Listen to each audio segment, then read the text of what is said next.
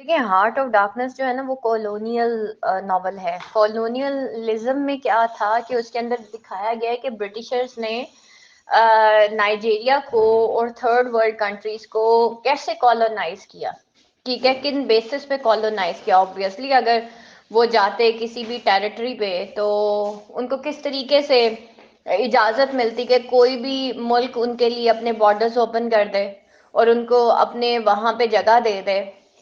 تو انہوں نے امپیریلزم کا جو ہے وہ لیا ایک جیسے کہنا چاہیے ایک ایز اے ٹول انہوں نے یوز کیا, اور انہوں نے بہبود کے نام پہ تھرڈ ورلڈ کنٹریز کا جو ہے نا وہ رخ کیا.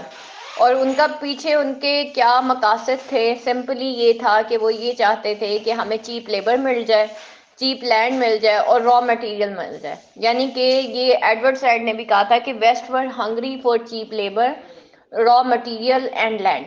ٹھیک ہے, تو ان کو یہ تین چیزیں چاہیے تھی جو کہ آفٹر انڈسٹریلائزیشن, جب جرمنی میں انڈسٹریز بنی, جب فرانس میں انڈسٹریز بن گئی, جب یو کے میں انڈسٹریز بن گئی, جب امریکہ میں انڈسٹریز بن گئی, تو اس کی وجہ سے کیا ہوا کہ ایک تو وہاں پہ لینڈ بہت مہنگی ہونا شروع ہو گئی, وہاں پہ لیبر شارٹ ہونا شروع ہو گئی. تو اس کی وجہ سے اب ان کو چیپ لیبر, را مٹیریل اور لینڈ چاہیے تھی. سیکنڈلی جو بلیک ڈیتھ تھی جس میں طاعون کی بیماری پھیل گئی تھی, اس کی وجہ سے کیا ہوا تھا کہ وہ جو باقی رہی سہی لیبر کلاس تھی وہ بھی مر گئی تھی. کہتے ہیں کہ انگلینڈ کے اندر اچھے خاصے مطلب تقریباً 70% جو ہے نا وہ لیبرز جو ہیں ان کی ڈیتھ ہو چکی تھی. تو اس لیے وہاں پہ لیبر کلاس کی ویسے ہی شارٹیج ہو گئی تھی, تو جو پیچھے رہے سہے لیبرز تھے انہوں نے پھر اپنی ویجز زیادہ کر دی تھی, تو اس وجہ سے ان کو وہ مہنگا پڑ رہا تھا. تو اب بات آ رہی تھی را مٹیریل کی. را مٹیریل تو تھا نہیں, اس کی ریزن یہ تھی کہ کیونکہ انڈسٹریز بن گئی, انڈسٹریز بنتی ہیں تو آپ کے کھیت بھی ختم ہو جاتے ہیں, آپ کا را مٹیریل ختم ہو جاتا ہے, آپ کی بکریاں, آپ کی یہ جتنا بھی اسٹاک ہوتا ہے یہ سب ختم ہو جاتا ہے. ٹھیک ہے, تو فائنلی اب ان کو تھا کہ بھئی اب ہمیں اپنی انڈسٹریز کے لیے را مٹیریل بھی چاہیے, چیپ لیبر بھی چاہیے اور لینڈ بھی چاہیے. اب انہوں نے تھرڈ ورلڈ کنٹریز کا یہ کہہ کے جو ہے وہ ایک دورہ کرنا شروع کیا, اور انہوں نے اس کا رخ کیا کہ ہمیں وہاں پہ کیا ملے گا. یہ تینوں چیزیں مل رہی ہیں. اور انہوں نے جو امریکہ ہے انہوں نے تو اچھے خاصے جو یہ جو نائجیرینز ہیں, ٹھیک ہے, جو افریقنز ہیں, آپ یقین کریں کہ انہوں نے سلیوز جو ہیں وہ اکٹھے کر کے اور امریکہ کے اندر جو ہے وہ بیچے تھے. ٹھیک ہے, امریکہ کے اندر یہ لے کے آئے تھے اور انہوں نے ان کی انڈسٹریز چلائی تھی. اسی وجہ سے امریکہ کے اندر ابھی بھی وائٹس اینڈ بلیکس کا ایک ڈسپیوٹ ہے جو آپ کو نظر آتا ہوگا.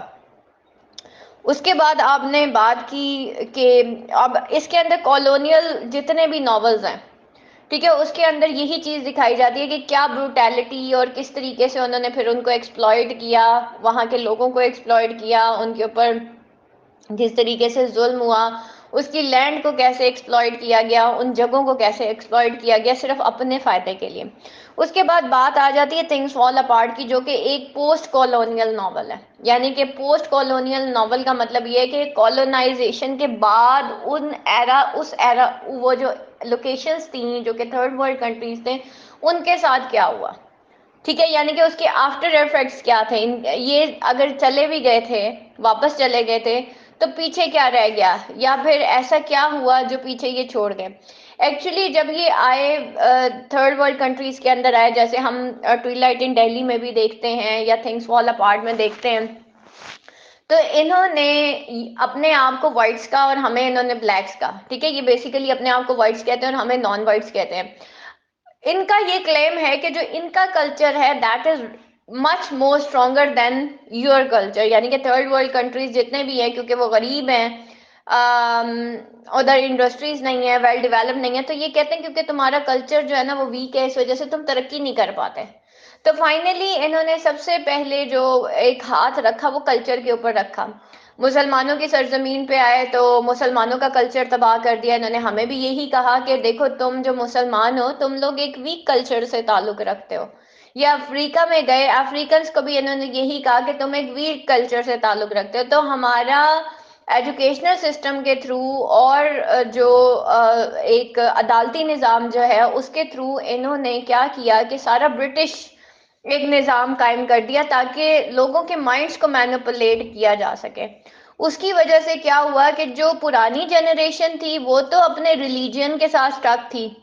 جیسے آپ دیکھیں نا ہمارے بوڑھے لوگ جو ہیں وہ پھر نمازیں وغیرہ پڑھ لیتے ہیں، لیکن جو نیو جنریشن ہے وہ ٹوٹلی انگریزوں کو کاپی کرنے کی کوشش کرتی ہے.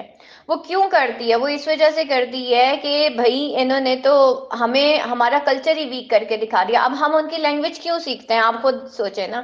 ہم اس لیے ان کی لینگویج سیکھتے ہیں، ہم اس لیے نہیں سیکھتے کہ ہم نے کوئی انگلش میں جا کے کوئی تبلیغ کرنی ہے یا کچھ اس طرح. ویسے میں اس چیز کے بالکل خلاف نہیں ہوں کہ ہمیں انگلش نہیں سیکھنی چاہیے.